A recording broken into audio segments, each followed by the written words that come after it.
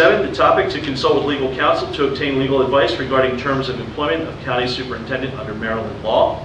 The reason for closed session topic, substance of discussions protected by attorney-client privilege. And Section 9, the topic was discussion of ongoing negotiations with KCPS bargaining units.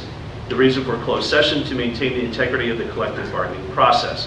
This session was for information discussion purposes only. No action was taken.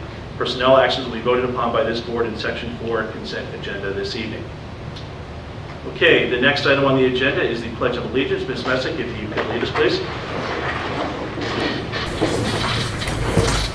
I pledge allegiance to the flag of the United States of America and to the republic for which it stands, one nation, under God, indivisible, with liberty and justice for all. Thank you. The next item on the agenda is the consent agenda, which consists of personnel actions. This is a board member only vote. The administration is recommending approval. Mr. Rushing, am I taking your steam out of this one? You can keep Thank you. The administration is recommending approval of the personnel actions discussed in closed session. Do we have a motion to approve the consent agenda, which is personnel action? I'll make that motion. Ms. McGee has the motion. Do we have a second?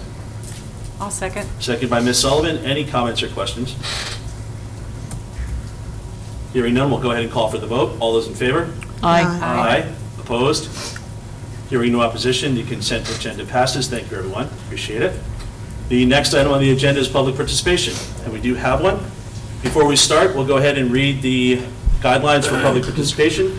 Speakers should limit their comments to 3 minutes. Comments about the actions or statements of individual staff members are not appropriate for public comments and should be referred to the superintendent of schools or processed through available channels. If submitting written testimony, speakers are requested to provide a copy to the president. Please remember that this is an opportunity for the community to address their comments to the board. It is not an opportunity for dialogue. If you have questions that need an answer, please contact the superintendent or write a letter to the Board of Education, and a response will be sent back to you. We will time the comments for 3 minutes. At 30 seconds, you will hear me make a comment. Once the timer goes off, that'll be the end of the discussion or the public participation. And once it's over, we ask that you also finalize your comments. The first person we have is Mike Wall. Thank you. Do I come up to the Yes. podium? Yes, please. Thank you. And I will start the timer when you begin speaking. Appreciate that. Look around the mic. The mic is going the wrong way. There you go. I really don't need that, but okay. My name is Mike Wall. I thank you very much for accepting my request to speak. I'm the guy that made a presentation on May 7th to the Kent County Commissioners about the financial impact of the blueprint, better known as Kerwin. $43,700,000 is the financial impact of the blueprint, Kerwin, to you taxpayers and to you taxpayers. The purpose of my being here is, number one, to answer any questions that the board may have, because none of you were there. Oh, no, Frank was there, excuse me. But to answer any questions that you may have, and to make sure that this board advises any candidates for the superintendent's job that we are in a situation of unsustainable and unaffordable fiscal impact, financial impact of Kerwin during its implementation period. So I'm going to ask you guys, you have any questions for me on where I came up with $43,700,000 worth of financial impact to Kent County taxpayers for the blueprint, better known as Kerwin. Let the record show that there are no questions, which I'm surprised at, but that's okay. And I enforce the fact that I would like to make sure that the board lets the candidate for superintendent know that we're coming into a unsustainable financial situation here during the implementation of the blueprint. Thank you. Thank you, Mr. Wall, for your comments. Seeing no other participation, we'll move into the next item on the agenda, Superintendent's Report. Dr. Couch. Okay. Thank you, President Getz, members of the board. My comments are going to be very short. The first one being that in anticipation of the county funding our request for the Kent County Middle School to continue on with the architectural and design, 1.7 million and some change that we are requesting from the county, and they do have that as making the cut in their budget. We meaning Dr. Lever and I, will be meeting with the Maryland Stadium Authority. Maryland Stadium Authority was put together with the Build to Learn Act, and they are the individuals that will be helping us through putting out the bid for the design, architectural and design. They will also, when we get to construction phase, they will be the ones that will provide the project manager, and there are lots of details and whatnot that they can help us with. So we're finalizing the contract, finalizing where we need to be, so that when we get the go-ahead with the funding from the county, then we can move forward with putting out the bid for architectural and design. So it's kind of an exciting opportunity for us to move forward. I have been in districts as an administrator and also as a superintendent when we built new schools. This is clearly the most exciting part, is the planning and design. Sorry to miss it, but happy that carried it to this point, because it's an opportunity to really hone in on what it is that is going to satisfy what we need for the middle school moving forward. And then once those plans are designed and completed, when we move forward with construction, that is what the document that will go out and then dictate what the final overall cost will be for the middle school, and then how we proceed in picking a construction company to complete the process. So it's exciting. Planning and design, architectural and design means we're going to move forward with putting out an RFP, we'll be securing bids so that we can hire an architectural firm that will help us. I'm sure that the one that helped us with the feasibility study is probably going to be interested in moving forward, but clearly they do not have the corner on the market, because we will look at all of the or you all will look at all of the presentations and make a decision on who's the best fit for Kent County. So it's exciting. So that's the Maryland Stadium Authority, and I also wanted to inform you that we are in the process of moving forward as a district and becoming a restorative district. And what do we mean by a restorative district? Is many times when you think about restorative justice, or you think about a lot of the acronyms that we use to talk about restorative in terms of disciplining students and whatnot, restorative is about repairing community, and not being so much being punitive to our students, but finding out what's best so that you can restore. Oftentimes, you might have an issue with students and you punish them, you send them out of school, and then they come back and then they repeat the same kinds of behaviors. And so being a restorative, looking at it as in a restorative way, you figure in terms of what has been harmed and what can you do to repair that harm, so that when the student comes back, it's not just that there's some conversation, and it's about, if they harmed a group of students, then what are we going to do to repair that harm so that everybody can coexist again and we can move forward like you would in a family. And so really thinking about that, and we had our first training for all of our administrators and our principals a couple weeks ago, I guess. So that's going to be ongoing. We had a grant that is paying for this, and so there will be some training, and then there will be on-site coaching for our principals. And so I think this is very important for us moving forward as the next step in terms of looking at discipline with our students. So I'm excited about that. And that concludes my report. Okay, thank you, Dr. Couch. The next item on the agenda is board discussion. Ms. Messick, we'll start down your end. Thank you.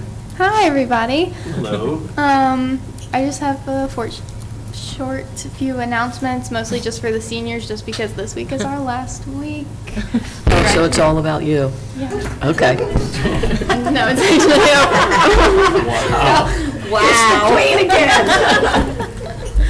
I just want to remind everybody that we have fan night tomorrow night, and last year it was kind of not as amped up as it should be, and tomorrow night is really fun. We're gonna have like food trucks, and we're gonna decorate our cars and just celebrate whether you're going into a trade school, the military, a college, whatever you're doing, just come celebrate with us. So that will be at 5:30 in Morton Park is where we will meet if you're driving. We also have graduation practice from 8 to 12 in the morning, where we're also doing our class picture. Then Thursday, we have graduation practice from 8 to 12, and then our senior picnic shortly after that, which will actually be at the community center, and we're gonna have like a pool party, so that should be really fun. And then the 31st, we have graduation, so that the seniors arrive at 8:30 and the gates open at 9:30, and that's like really crazy for me to say, guys. I'm like almost done. This is my second to last meeting. I'll be back for the June 10th meeting. I think that's what it was, but yeah, that's all I have so far. Can I butt in for a second? Of Because I course. thought you were going to say something about this. I was just checking my calendar here. We have the middle school promotion ceremony. Did you? I don't did you- have that one. You don't have that? Okay, let me make sure I have the right date, because it is the 11th. Okay. The 11th at 10 o'clock is what I have. What is it on the 11th? Is that correct? The middle school graduation? 8th grade graduation. It's the middle school promotion, not graduation. Yeah. Mr. Buckles said. Let me double check, but please put that on your calendar, June the 11th. Let me double check the time. But anyways, just wanted to add that, so you add that to your list of things to attend. Yes. So Thank that's you, all I Ms. have for you Messick. guys. Appreciate it, thank you. Ms. Dorsey? Yes, I would just like to take this opportunity to congratulate our seniors on a job well done. And also, I would like to congratulate Maddie on her full scholarship. Yes, and all of the others who were awarded, who earned awards on award night. Even those that may not have gotten an award but are moving on to college, trade school, military, wherever they may be deciding to go in this next step of their life. So it's a big step, and I wish them the best. Great, thank you, Ms. Dorsey. Ms. McGee? Congratulations to the class of 2024. I want to congratulate Maddie, who will be too humble to acknowledge this, but Maddie's the salutatorian, and we're in the presence of the valedictorian as well. Back in the back. Ben Lawler, who's going to Brown, and Maddie, who's going to the University of Maryland College Park. I can't think of two better representatives of Kent County Public School than these very fine young people. So you've been able to witness Maddie for a year sitting here as a board member. Ben has been a very engaged member of the Citizens Advisory Committee as well. So, and he brought a very valuable student's perspective to some, especially our discussion of the implementation of the blueprint. So I really appreciate that. Couple of things. I want to acknowledge Mr. Wall. We didn't say anything, but that doesn't mean we didn't listen and didn't hear what you said. So thank you for all the hard work you've put into your presentation and the firing the shot over the bow as to what this is going to cost for us. There were several of us, Mrs. Sullivan and Mr. Getz and myself, strategically located throughout the gym, but we all went to the high school's band concert a couple weeks ago, and I have to say that I've been to a lot of Kent County Public School events this year. This was the best. I mean, blew my socks off. I mean, I really feel like if that band, I told Ms. Sports afterwards she should take it the show on the road. It was amazing, the presentation, and they were, and one of the things I really liked at the end was that she mentioned every senior by name, brought them up to the stage, said what they were going to do next year, and had a special anecdote about what contributions they'd made to the program. And you have to remember that they started as freshmen virtual. I mean, how do you learn band virtually? And then last year, there was a transition in leadership, and so they've had 3 band directors in 3 years, and their freshman year was virtual. And it was an amazing program. I also want to give a shout out to several students in Mr. Singleton's radio program. He sent the board members a news story that appeared in another publication. 4 members of the senior class, Jonah Elburn, Emma Morris, Avery Hitzkes, and Alana Brown, all received certified radio operator, the first time in the 50-year history of WKHS, which is a huge deal. And apparently, there are a couple other students that are on the cusp of that. So you can either be a certified radio operator or you can get it in television. And apparently, there are a couple of kids that are exploring that option too. So that just shows you really the importance of a CTE program, that our kids are embracing it. I know that Dr. Couch and I were there the night the nursing students had their pinning thing, and those kids all passed their exam. They're all certified nursing assistants. They could walk in and get a job right now. GNAs or CNAs? Yeah, for the geriatric. And the same thing with our auto mechanics class, our culinary. I know from Mr. Getz will talk about this a little later, but the 3 finalists for superintendent were in the county last week, and they started their day. Each of them started their day at the high school, and Mr. Keller prepared a meal for them, and they all, without exception, said how impressed they were with the quality and the level of experience and expertise from our high school kids. So I want to give a shout out to Tom Porter, who I believe is in charge of CTE now, is that correct? Correct. And just the value of having a very vibrant, robust, option in addition to a college, it's college or career readiness. So we are hitting it on both. You got 2 kids right here are showing it that we got college ready, and then you got a lot of kids in the CTE program that are career ready. So it makes me, I'm not only drinking the Kool-Aid, I'm pouring it tonight, guys, okay? Thank you. And just to add to that, the promotion is at 8:30. So I would say try to get there about 8 on the 11th. Thank you, Ms. McGee. Mr. Rhodes. Good evening. I have a few things to say. First of all, the awards ceremony was wonderful. We had a lot of great students that received some wonderful awards. And, by the way, congratulations, Maddie. But I had a couple of questions about that. I had some people raise the question that not a lot of students got awards. It was only a select few. And all I want to say to the parents out there is you have to get your children to apply. If they don't apply, they won't get an award. If everyone applies, you have a better chance. And I think that's a good way to look at it. I also heard from some people that towards the end of the ceremony, I know it was a long ceremony, but everyone was gone. There was a couple board members up there, and the first delegation was gone. I know they had to go somewhere else, but everyone left. I thought, some people said that was sort of rude. I don't know, but it would be nice if it could be made shorter or some people could stay. Okay, I wanted to say that. That was a wonderful ceremony, and really congratulations to all the students. I have something I'd like to read. Won't take that long. I thought it might be productive for me to share my personal experience with the residents of Kent County who elected me to this position and whose children and community that I serve.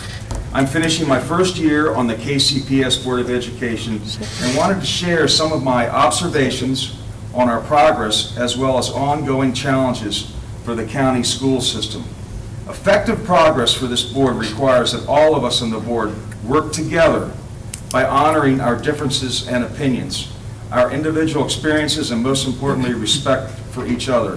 On several occasions, I have felt that there has been a lack of progress towards serving our community, as well as the result of the lack of respect honoring our differences of opinion. I will continue to raise my concerns and differences. My knowledge of the board operations and protocol has continued to develop over the last year. I remain very concerned about the structure of the relationship between the KCPS board and the superintendent. My understanding of the structural relationship remains that the superintendent reports to the Board of Education, not the inverse. So I brought a little sheet here, and I brought this out before, but just want to repeat this to everyone, that Kent County citizens vote for the Board of Education, and the superintendent works for the Board of Education. And I just want whoever the new superintendent to know that that's the way it should work and not the other way. The success of our school district is critical to the success of this county, to attracting businesses and supporting our business community, to attracting new residents and maintaining current residents, and probably, most importantly, keeping our school-age children in the public school system and not losing those children to other options because of failures in our ability to provide a strong educational base and performance. These goals extend past the classroom and into our sports programs, our coaches, the arts, and music opportunities, readying students for critical trades within this community. Whether culinary, medical support services, carpentry, plumbing, or electrical workers, we need to stay ahead of technology and opportunity through our makerspace, coding, and artificial intelligence. We have a tremendous opportunity within this county to make a difference in our children's lives. I want to continue to support the people that make that happen through our teachers, staff members, bus drivers, administrators, etc. I look forward to continued involvement with each of our schools, participating in events and walking the halls to better understand where we can better and where I can do better in representing this community. I'm almost done. I offer this challenge to the community at large. If you see areas for needed improvements, contact the school administration and copy this board. We cannot make improvement if we do not know the challenges, the specific challenges, and we cannot continue to lose strong members of our educational community or residents that are vital to our success. I am honored to represent this county in my role as KCPS Board of Education, and have learned that this is not only my personal responsibility, but it's the responsibility of all of us that live here to make us better. In the words of Maya Angelou, do the best you can until you know better. Then when you do better, know better. Thank you, Mr. Rhodes. Ms. Sullivan. I also want to echo what Trish said and congratulate our valedictorian Ben Lawler and our salutatorian Maddie. I'm very excited to hearing your speeches on Friday, as I mentioned, and I look forward to seeing how you guys are going to change the world for us. So, congratulations. I also wanted to tack on to what Trish said about the certification tests for WKHS, that I believe it was a WKHS alumni who paid for those tests this year. So that the students didn't have to pay for those tests. And That's awesome. I'm participating in the MABE New Laws Passed in 2024 Affecting School Systems session tomorrow. It's a virtual session, and I'll share anything with the board that I need to at the next meeting. And I also, have been attending all of the Kent County Commissioners' budget workshops. Last week, the proposed budget included the local share plus our request above local share, as well as the design funds that Dr. Couch mentioned. There will be a public hearing on the county's proposed budget on Tuesday, June 4th at 6 p.m. It's open to the public. Anyone interested in showing support to fully fund our schools should plan to attend. If you cannot attend but would like to voice your support, you can either email your statement to kentcounty@kentgov.org or mail it to 400 High Street, Chestertown, Maryland 21620. And there's a copy of the public hearing notification available on the Kent County website. And that's all I have. Thank you. Thank you, Ms. Sullivan. I would like to echo all of the comments made for our seniors, two of the highest ranking seniors in this room tonight. But I'd also like to reach out and just thank all of the schools, all the way down to all the teachers, all of the students from every age group. This is a hair-raising, crazy time of year, and it's not falling short on all the work that you all are doing. So, again, congratulations. It's another year. Hopefully when the last day happens, the very following day, you can sleep for at least 27 hours. So I just hope that you guys, really, really know that it's appreciated. It's not easy. And just want to thank everyone in the room as well as also watching or who may look at this later down the road. So as Trish mentioned, I did want to update the public on last week. So last week was round 3. As you may have seen, I think probably 2 weeks ago, a week and a half ago, the announcement went out that we had 3 candidates, 3 finalists for the new superintendent role. Part of the plan, and it was executed very well, so thank you to those that participated in this plan, from the high school to central office to the stakeholders. But what we did, Tuesday, Wednesday, and Thursday of last week, each candidate had their own day in the system, in the school system. So what they did, they met at 11:15 at the high school. They had lunch prepared by Culinary. The candidates had time with students. Ms. Messick was part of that process as well with others. I heard it was some very great constructive sessions. I thought it was received very, very well, and the candidates loved having that time with you guys. So that was really nice to have that space. Early afternoon, each candidate got a personalized tour of the school system, albeit it was quick. We had a packed day, so they were able to get a good vibe. And the candidates had some very great comments, wonderful comments about the folks that they interacted with. So thank you all for being you. We really appreciate that. Then, as the day progressed, there was also a meet and greet here for central office. So central office folks had a chance to meet with all of the candidates and have their own session as well. All along, mind you, we had gotten and received feedback. And then also, we also had our senior team meet with the candidates as well to be able to ask their questions and provide feedback also. And then it moved into a stakeholder community-based engagement. So we had sent out a broad net to the community, from business to everyone, to clergy, to you name it. CAC had some representatives, the Citizens Advisory Committee had some representatives.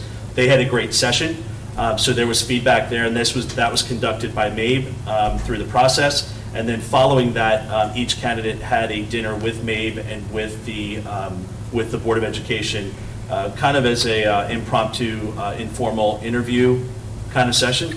So there were some very great comments, and then we moved on from there. We are moving into the next phase. We're, as with everything, we're not certain when. We know what we'd like to see, and that would be to have someone here prior to Dr. Couch's departure, to be able to kind of have that announcement. We're not there yet, so we're just kind of working through the process.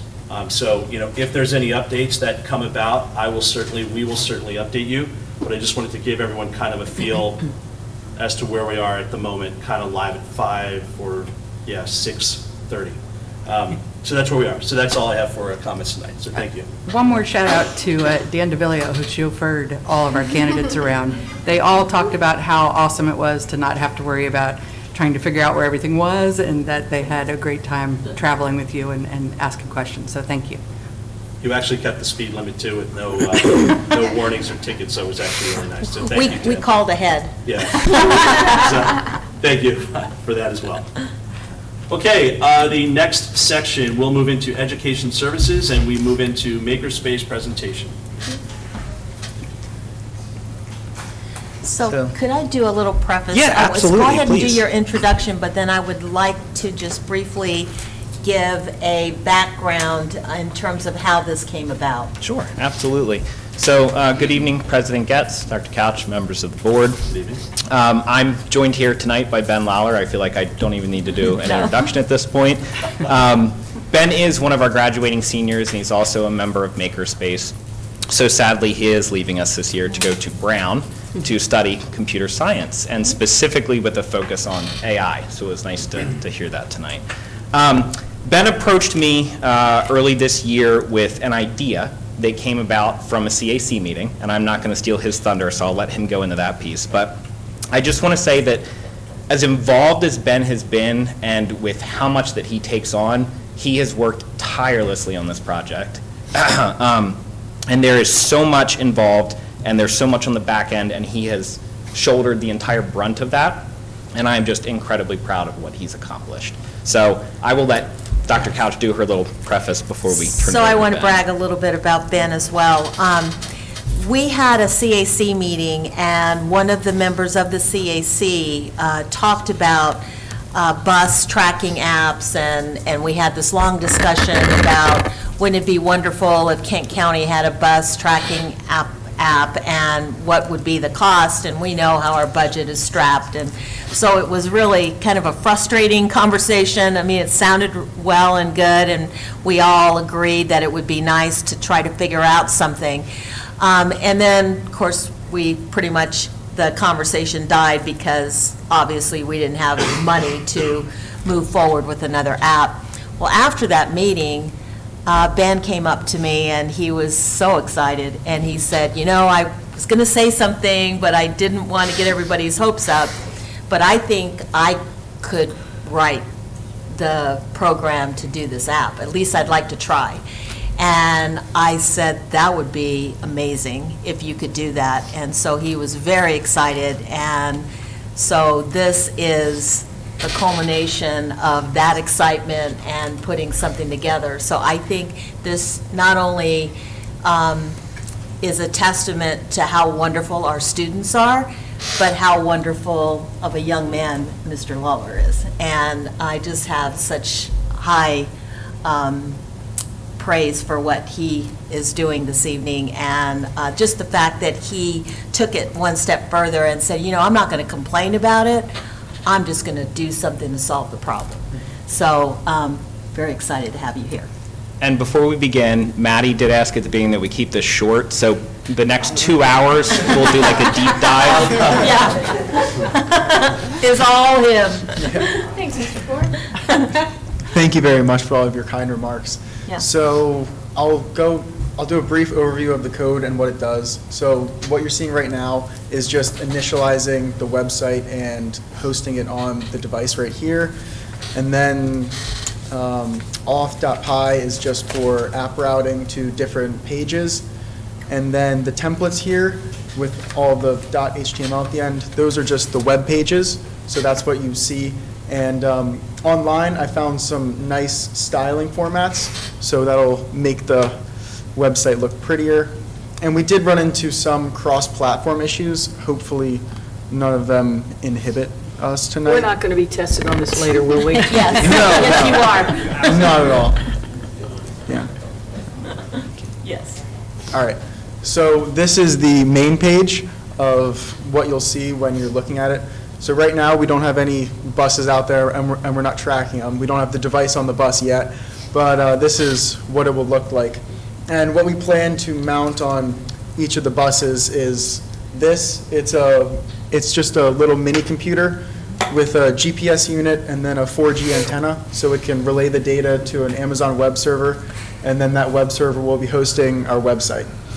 So that was nice. And I believe it was a few days ago, I got a buddy of mine to drive me around in my car, and we collected test data, which will be useful in the further development of this. And can navigate around, log out, and then here's the sign-up page, or log in.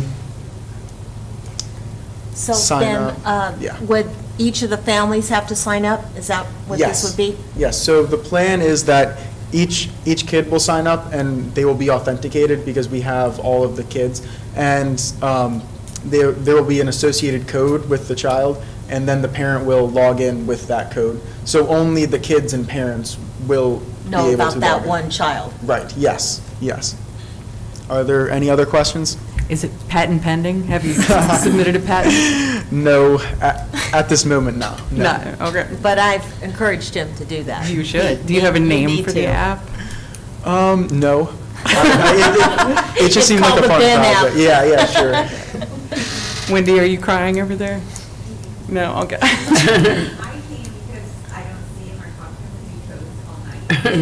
What are you working on? That's why I'm here, seriously. I think it's really cool and really impressive, and it's going to be such a benefit to our families. So thank you so much. Yes, I am very excited. And thank you, I can't remember who brought it up at the CAC meeting, but thank you for bringing it to all of our attention, because this was a very fun project to be working on. That's Well, I just want to awesome. clarify, because we talk in a lot of acronyms, so the CAC meeting is the Citizens Advisory Committee. I hadn't made that clear earlier. And Ben is the student member this year. Maddie was the student member last year. So we've really been blessed the last 2 years with the best of the best. Right, and the exciting thing is, you know, again, I have to brag a little bit because Ben followed his passion, and this is something that he's been interested in for quite some time. And just to be able to find that spark, that something that just made it become real. And it was something that he felt confident that he would like to try to accomplish, and it just blows me away. Thank you very much. So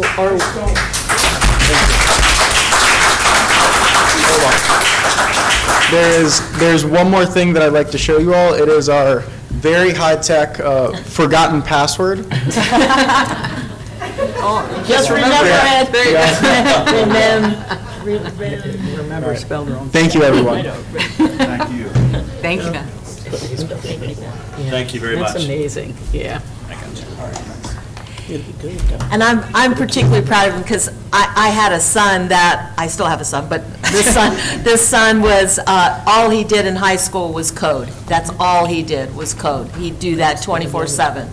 And he's very successful and does very well at what he does. But it was because he followed his passion, and I just believe in that so much. You just find something you love and you just go with it and run with it, and there is really no limit to what you can accomplish. Could I make a suggestion? I know I'm out of order. No, sorry, Mr. Wall. We'd like to move on. Can I ask a Please. question about Ben's thing? Yes. So are we going to try to adopt, I mean, what's the plan? Are we going to try to? Yes. Yeah, it sounds like it'll be Yes. rolled out. Well, I think what the plan is, we're still finishing up. It's not Okay, ready for yeah. prime time.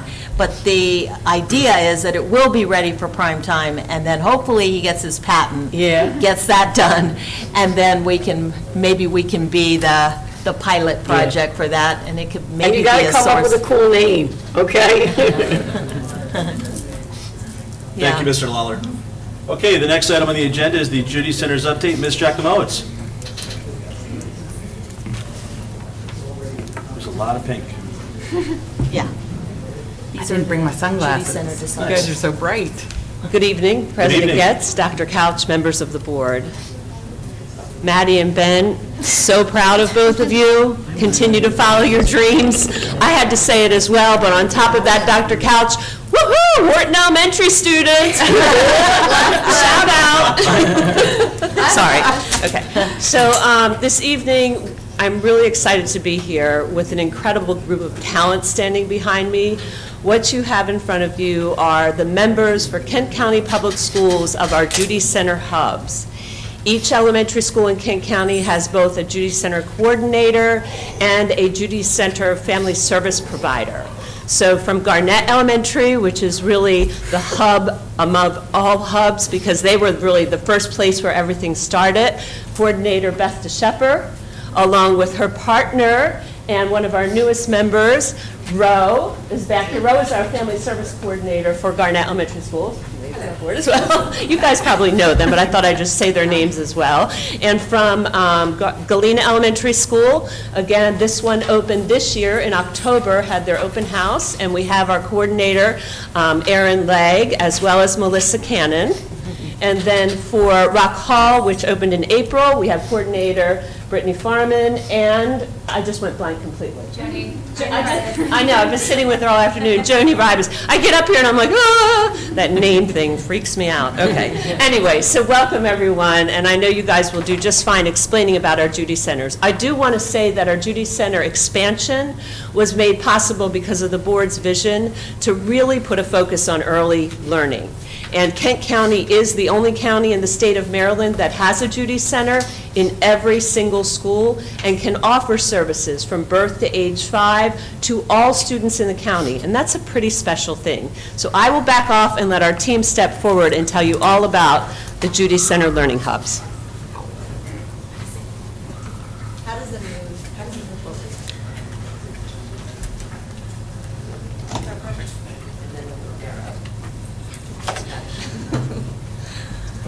Good evening.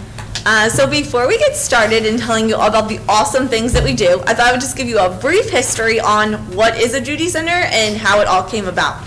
So the first Judy Center was actually created in the 1990s by someone known as, to be surprised, Judy Hoyer in Adelphi in PG County. And she saw this important need to create a hub for vital early childhood resources that families could find just in one common spot. And so today, her husband, Steny Hoyer, who is a congressman here in the state of Maryland, continues her vision of what is now known as Judy Centers all across the state of Maryland. So just a little brief background on how Judy Centers came about. Okay, so what's a Judy Center? Judy Centers are comprehensive hubs where families can participate in family learning experiences and also receive services and supports as needed. They're located in all Title I and high needs elementary schools in every Maryland jurisdiction. Judy Centers work to empower the child's first teachers, their families, and finally, the Judy Centers are funded through MSDE, the Division of Early Childhood.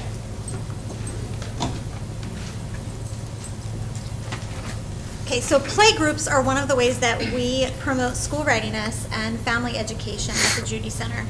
Every site is required to hold at least 2 playgroups a week. Playgroups are held at the school, right in our own learning rooms, for children in our catchment area, ages 0 to 5 years old, who are not enrolled in pre-K or kindergarten. Playgroups are intentionally planned using researched, evidence-based practices. Contracted services and our community partners can also come in and hold playgroups with us alongside. We plan together with them, and we can provide more resources for our families that way. Playgroups must incorporate ongoing parent education addressing the domains that children need for development and school readiness. All of the sites in Kent County offer daytime and evening playgroups, as well as baby and toddler playgroups for our youngest children. And snacks and meals are provided based on the event that we're holding.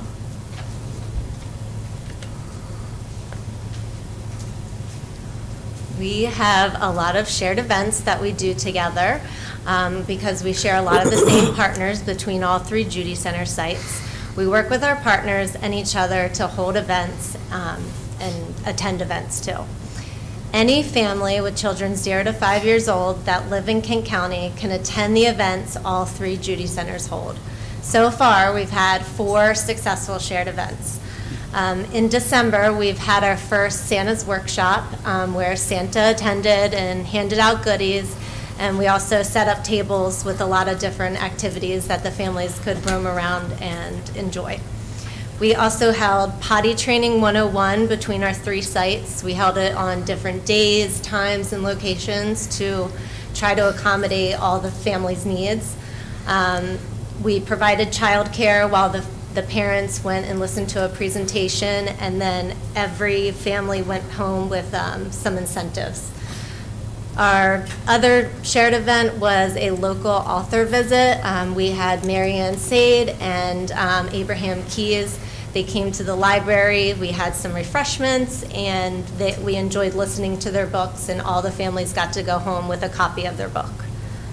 Our final event, shared event, was the Summer Camp Expo. So we had over 15 different summer camps that attended. We set up tables at the Y, and the families could roam around and learn about different summer camp experiences. And we have over 30 local partners. One in particular is the YMCA. And we inform the community about the Judy Center through attending outreach events. We held a Healthy Kids event at the Y this spring between all 3 of us. We hold monthly steering committee meetings. Our next one is on June 5th at 10 a.m. All are welcome to attend.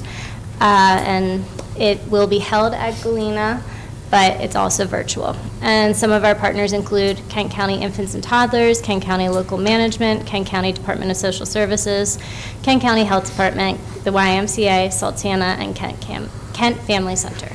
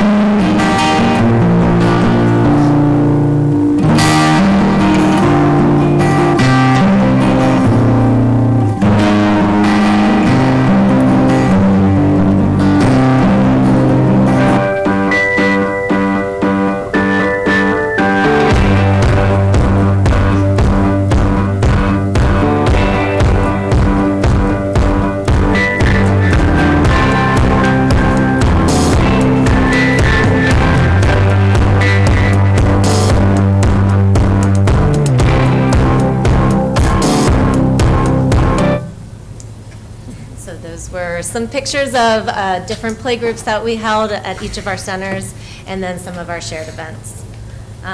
We're going to wrap it up by saying we hope that you're able to join our next steering committee meeting, and we brought copies of our June calendar, so you're welcome to join us for any activities that you can. Thank you. I have a question for Garnett, since you guys have been at it the longest. Do you see a 100% rollover into our pre-K and K program from Judy Center generally, or do you track that? I guess the way to say that is yes, we do track that, and my goal is to one day know every child that enters pre-K previously. Hasn't happened yet, but it's a goal, and we are working towards it each and every year. Great. So, thank you. Any other questions? Are there any other questions for folks? Hold on. Yes, I wanted to ask about the virtual option. How do we obtain that? Is it on here? I'll email you the link. Okay, thank you. Why don't you do this? Why don't you email Gail, and then she can send it out to all the board members. Great. Any other questions? Thank you very much for coming out. We appreciate it. Thank you. Thank you.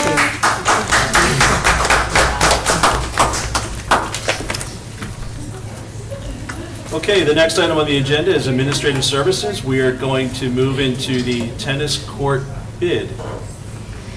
As Mr. Kirby is coming up, I just wanted to kind of do a little bit of a recap.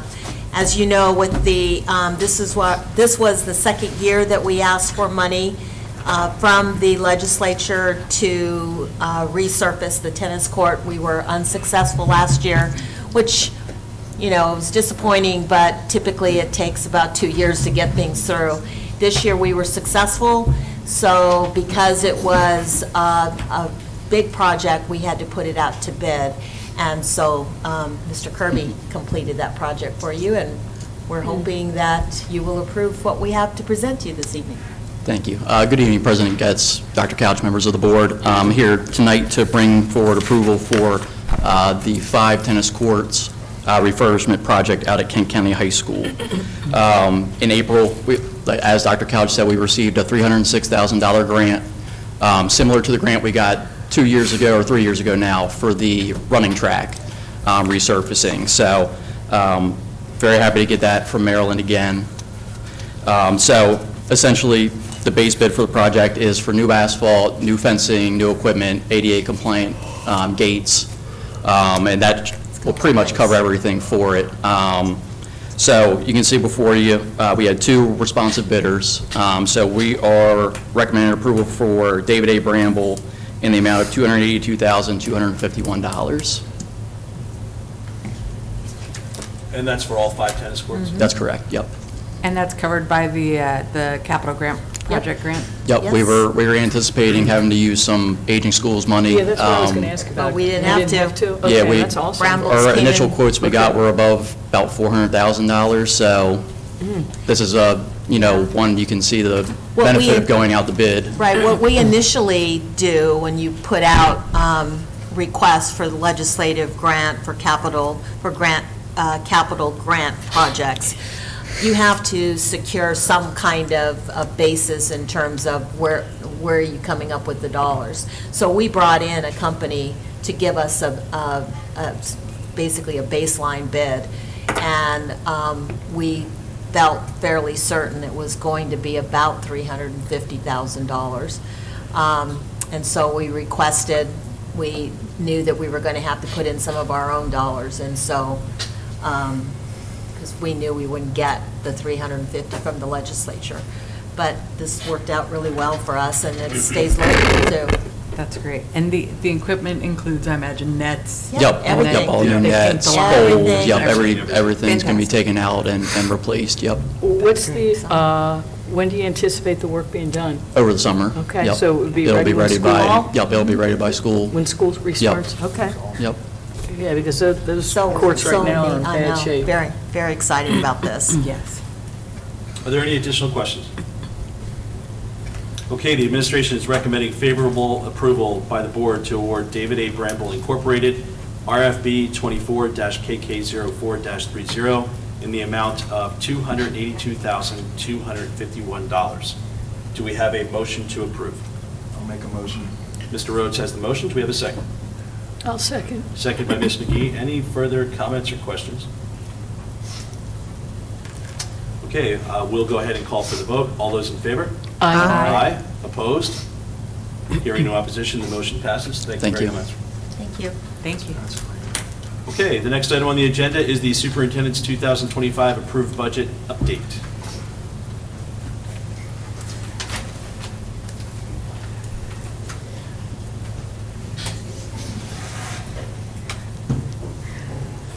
So let me begin by stating that obviously you all have already approved the budget. And so we're bringing to you some of the changes that we are making in terms of coming up with a balanced budget and looking at where we anticipate the county funding the school system. So those pieces of information were guesstimates on our part, so now this is what we anticipate the final budget being. So with that, I will turn it over to Ms. Stewart. Good evening, Dr. Couch, President, guests, members of the board. So essentially, what we're just going to show tonight is just our updated revenues and the reason for the change in our use and fund balance. So as you can see here, this for updated revenues for 2025, the total expenditure cost for our budget needs is $2,342,329. There was a change in our state revenue as it related to the blueprint coordinator. Last time, I think we quoted like $1,400, but the state was saying that there was an error on their end that they updated, and we're getting about $30,000 with that. So, yeah. We'll take it. So that brought us to netting together the state and local revenue increase. Now, I think previously it was $79,000, it's now $83,057. As the commissioners, we were thankful for them. They gave us above our local share in the amount of $554,540. And then we get to our fund balance use, where initially we had estimated to use $800,000 of our fund balance, but now we would need to balance our budget to use fund balance in the amount of $1,704,732, which gives us a balanced budget. So this slide just basically gives you an understanding of why there is a change in our fund balance. The county agreed to give us the $554,000 if we would use $500,000 more from our fund balance. And then also, we were able to finalize our negotiated agreements and our healthcare increase adjustment, so that put us to where we would need an additional $404,732 in our fund balance. Any questions? What do we have remaining in the fund balance for when we have to do this again next year? You're probably, go ahead. It'll probably be about 1.6. Okay. The way that you have to look at fund balance that I obtained, and I work with the auditors just to make sure this does not include that $500,000 from that separate per board policy that's set aside.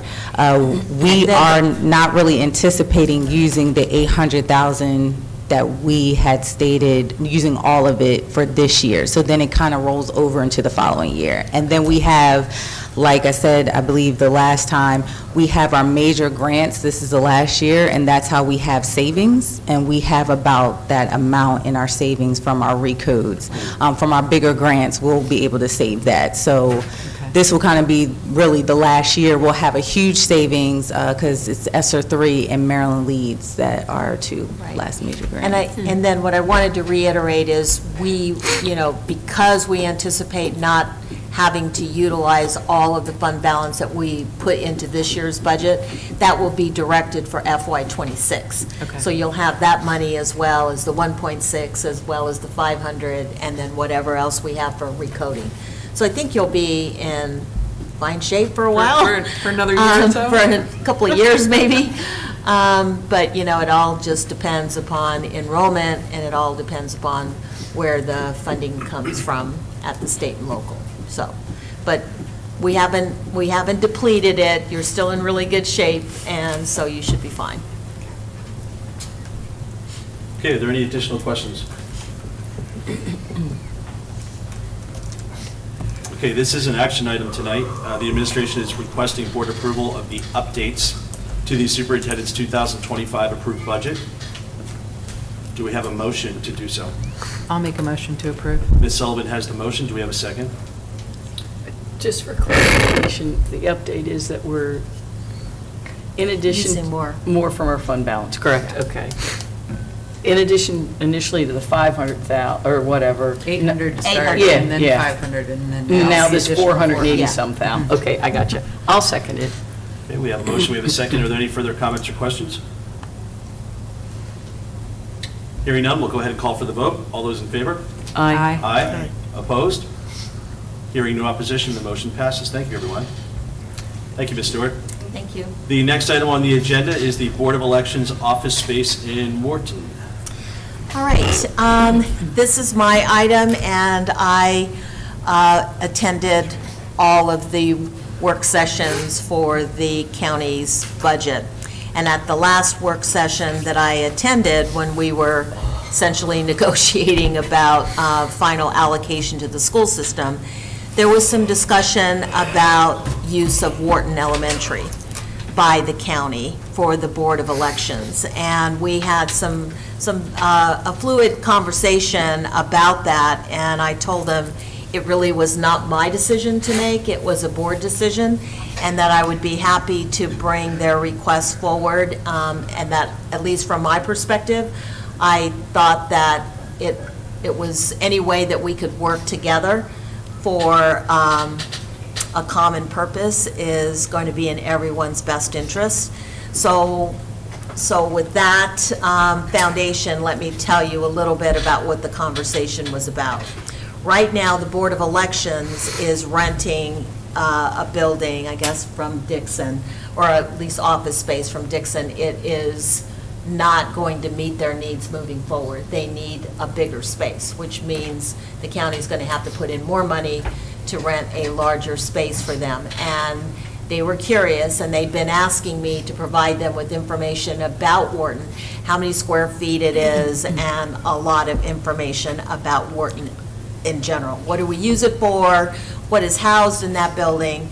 And so what I shared with them, and I shared with all of you in an email, all of the things that are currently housed in Wharton. We have Makerspace, we have our KBLA, which is our online program for students that are choosing and opting to use an online version of secondary school.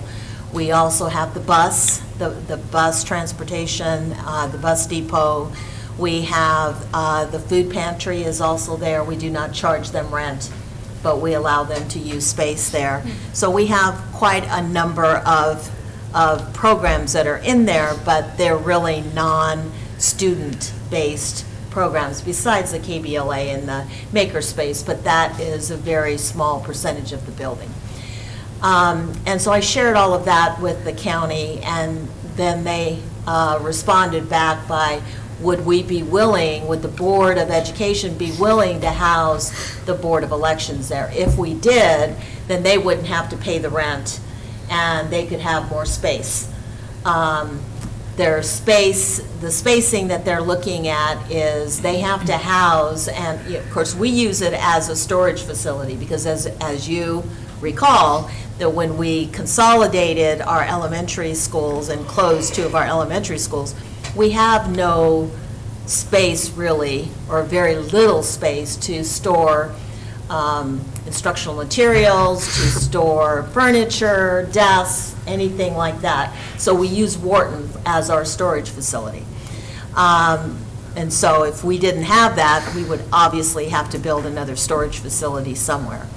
Well, the Board of Elections has all the voting machines, and they have to store all of those as well.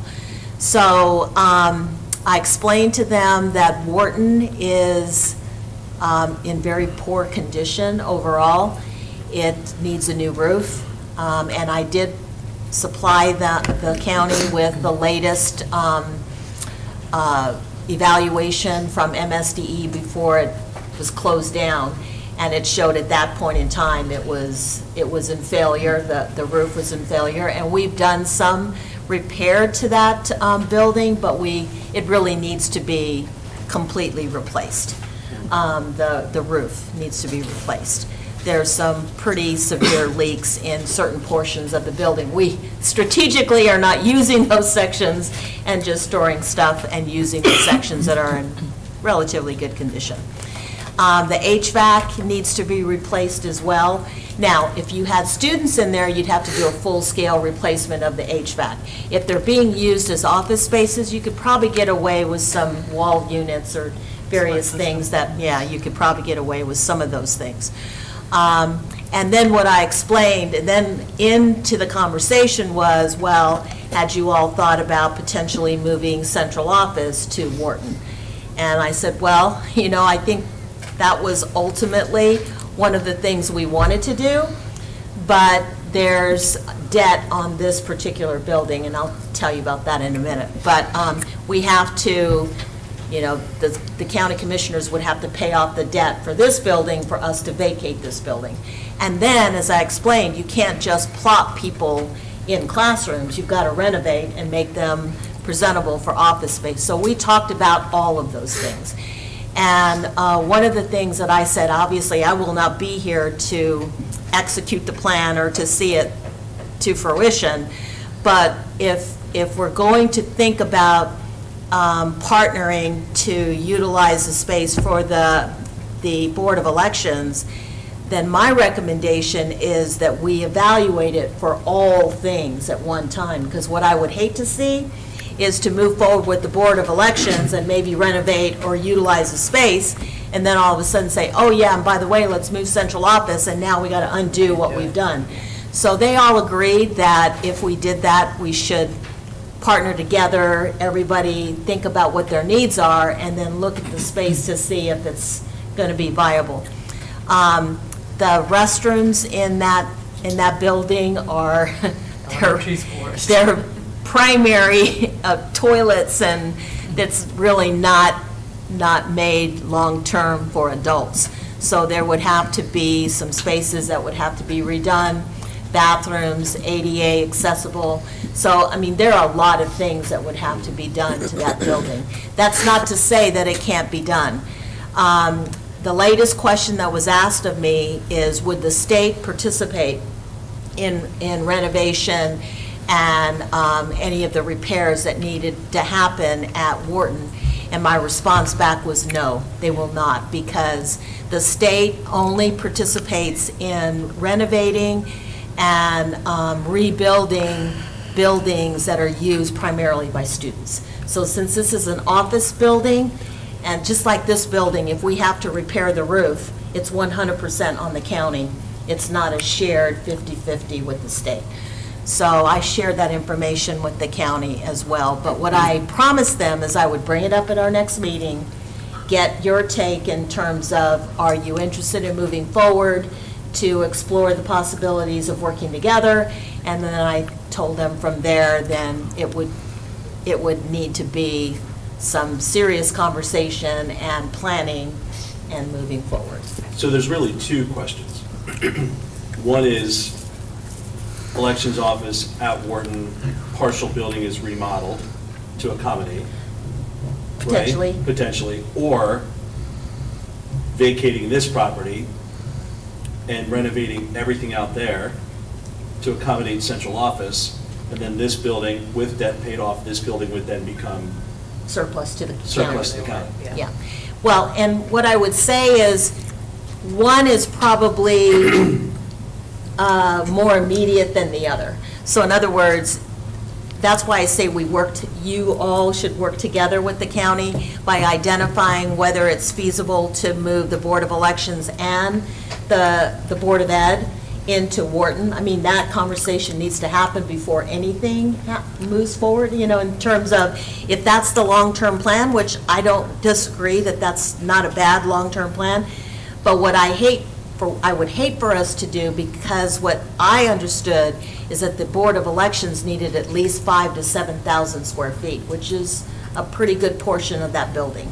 So I think in order for us to really think it through, we need to outline how much does the Board of Ed need, and then can it work? So that way, you've got that analysis first to see if that's even feasible. Is it one or the other, or can it accommodate both?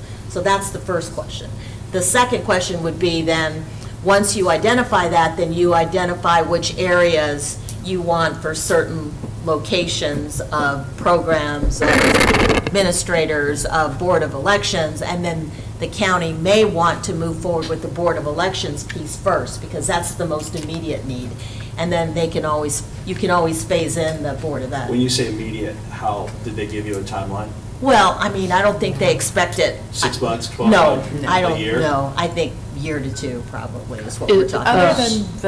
than the fence that we put up around the property for the buses, have we done any targeted renovations in the Well, building? not anything of substance, no. Okay. We've done some repair to the roof, just small repairs that we could do with the budget that we had. It seems like that would be, I mean, it's a big undertaking to Is all renovate, the- to put a new roof. Yeah. Of course it is, that's HVAC, why I'm saying, yeah. it's something that you're gonna have to think through in Is all the terms debt, of. is all the debt paid off this now? Okay, so, I don't have that information offhand, it's not easy to get. I've been trying to track it down, so I contacted Alex Donahue, who is the executive director for the IAC, which is the Interagency School Construction Committee, and he forwarded the information that I needed to request the information from the state treasurer's office. So I have requested that information. The last time, when we were consolidating and closing elementary schools, that information was requested, and it took me almost 2 months to get that information from the state treasurer's office. It's not easy to get. So I don't have a firm dollar amount, but I'm working on it.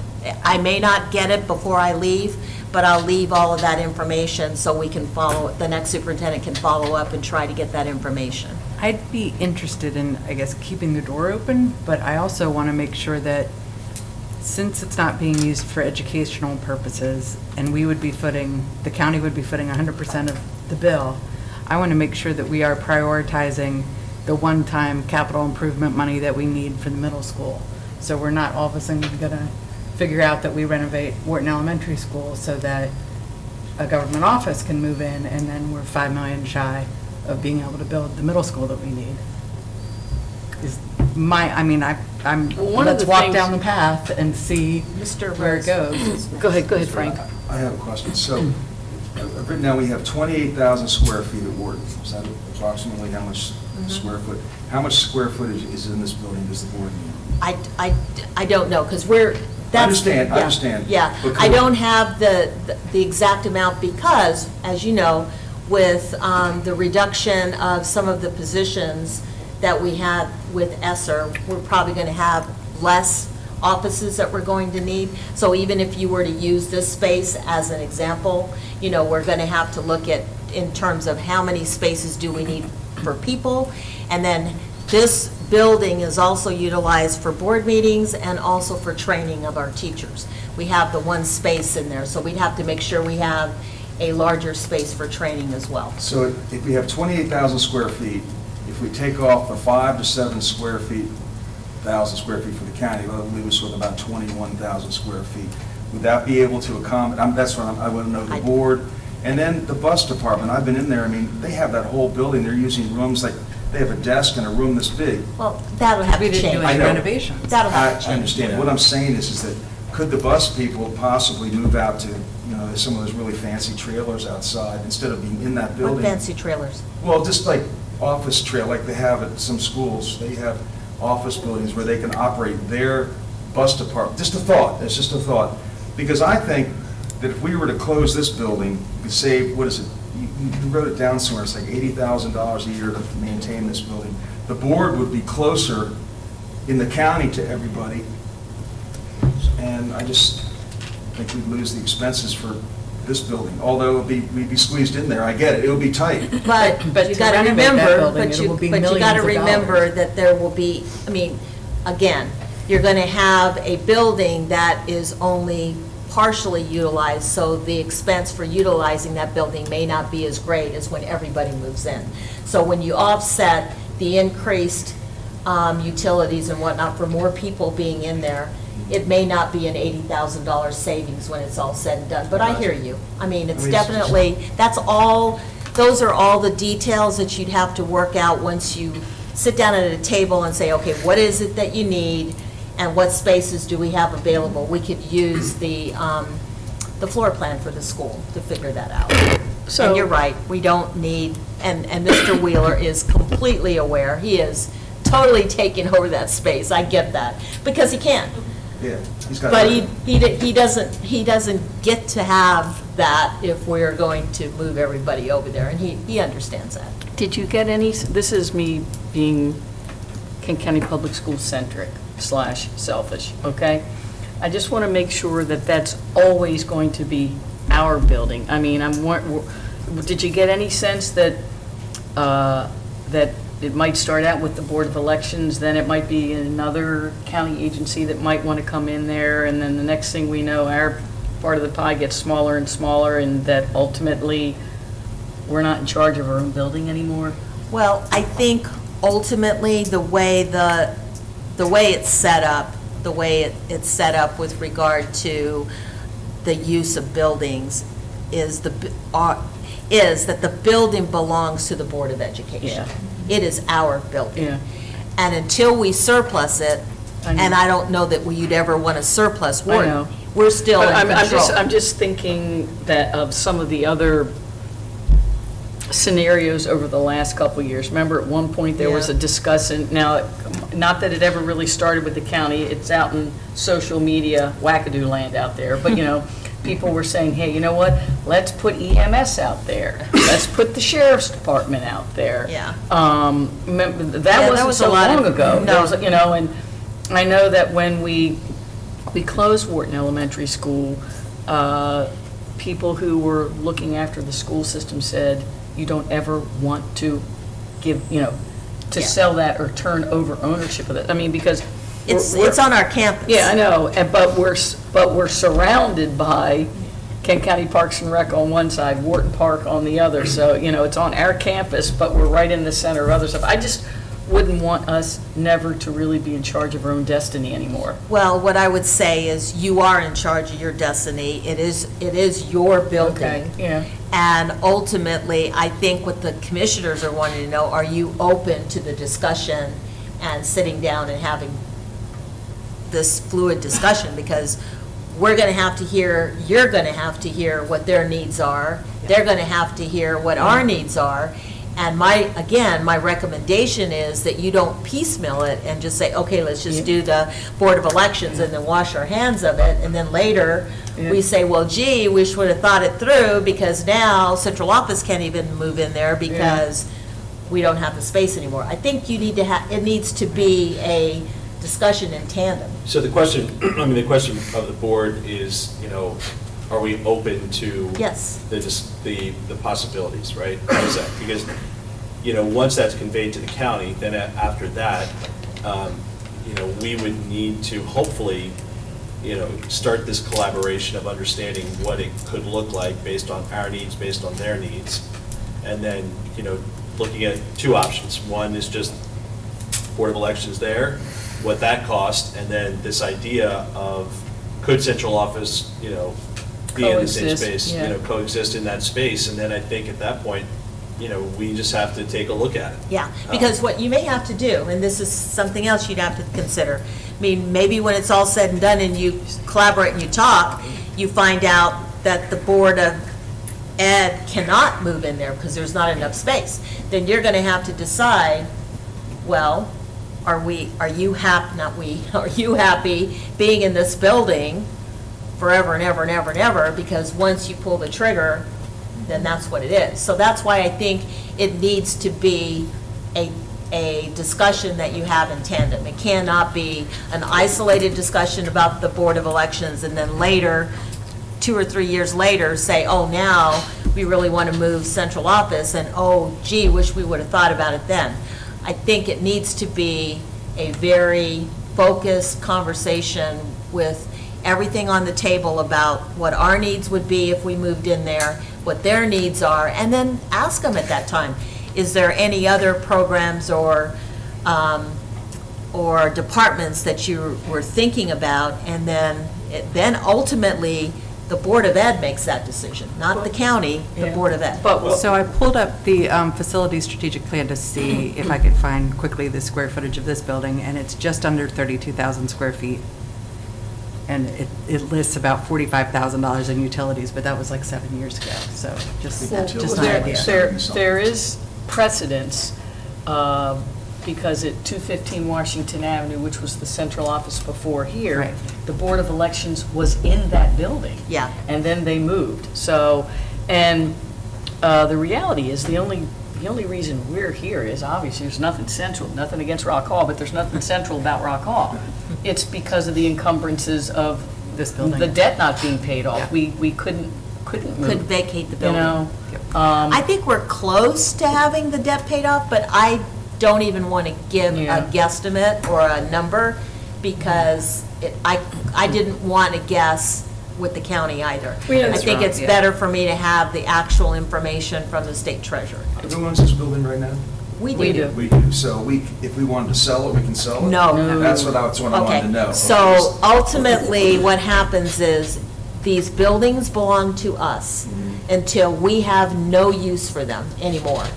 Once we have no use for them, then we surplus them back to the county, and then the county does whatever they want. They can sell it, they can keep it, they can use it, they can So how demolish about- it, they can do whatever they want. So how about, because the county, they said they would pay to renovate that building in Wharton if they were allowed to move in there, but let's say we wanted to move in there and surplus this, and they can do something with this property, and then they could fix the whole building up for us, and then we'd have to figure something else for the, I mean, there's all kinds of options, but if they're not gonna fix that up unless they can move in there, then it doesn't seem like it's a good deal. There's Yeah. not enough space, I don't think.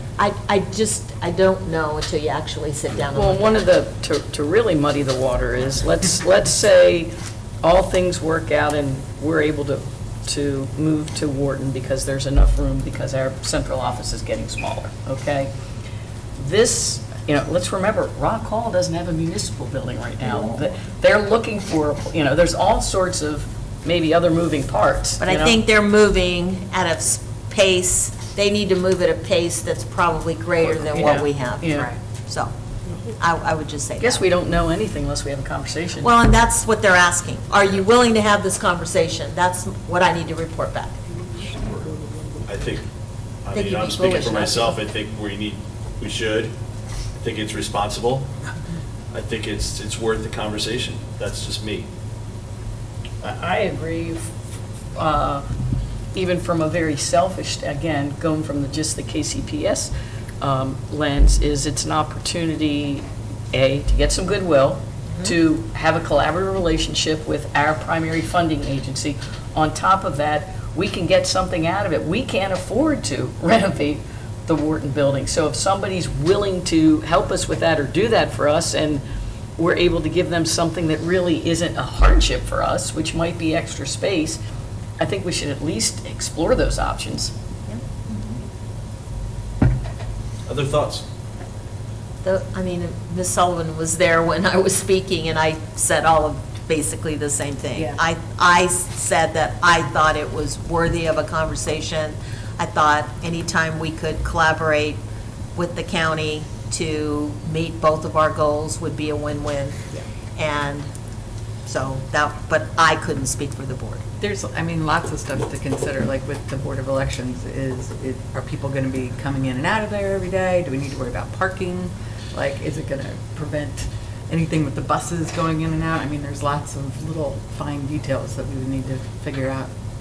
Yeah, I mean, and that can all be addressed as we look at, I'm not suggesting a feasibility study, but I No. mean, certainly we would need to evaluate our needs. There would need to be some architectural work and some design Yeah. work.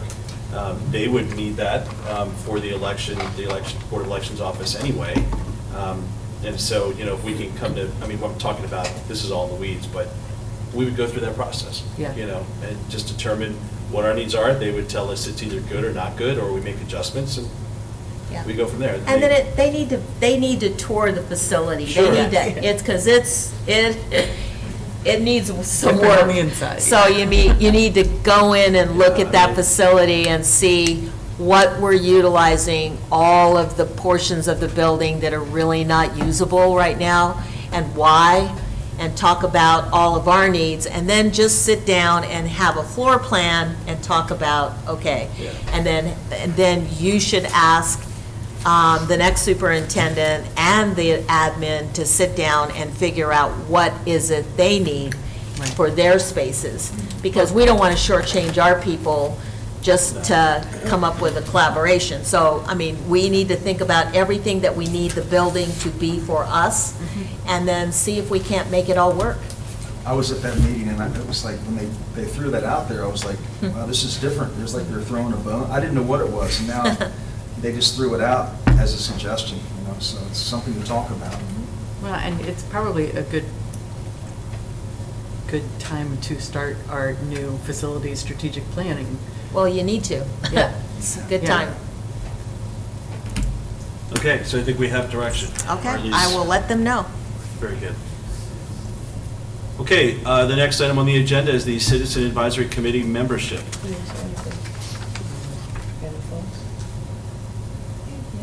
make a motion on that? There's no motion. It's just guidance. Just guidance for me. So, we announced the members for the Citizens Advisory Committee, but we still had some vacant positions. We had 2 vacant positions at Galena, and because Mr. Eisman was hired as the assistant principal at Kent County High School, his position on the Citizens Advisory Committee needs to be filled as well. So we reviewed the applications, and Monica Fuchs will be the representative for Galena.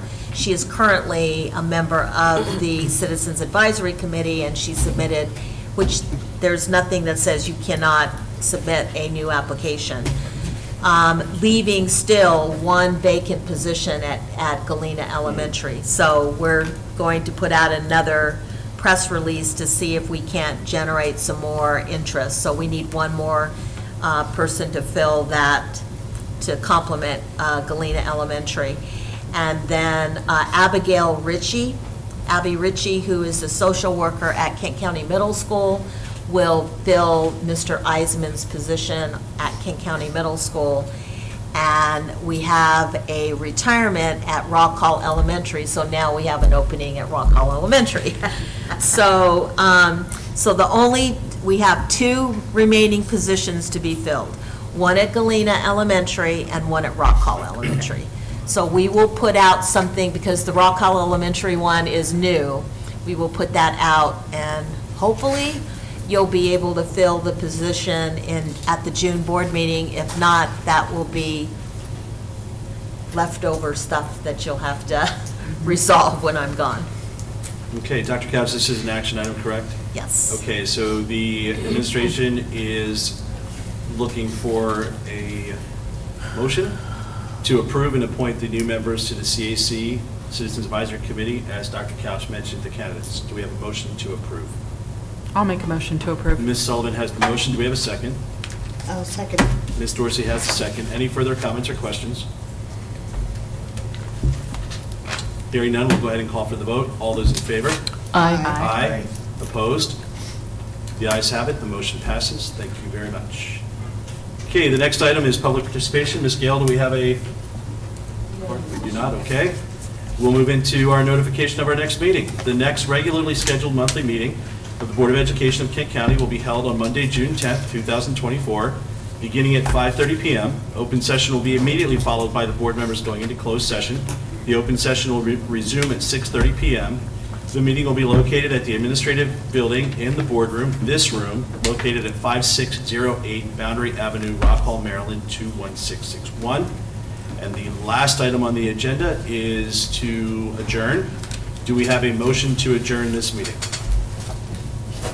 I'll make a motion to adjourn. Ms. Sullivan has the motion. Do we have a second? I'll second. Mr. Rhodes has a second. Any further comments, questions?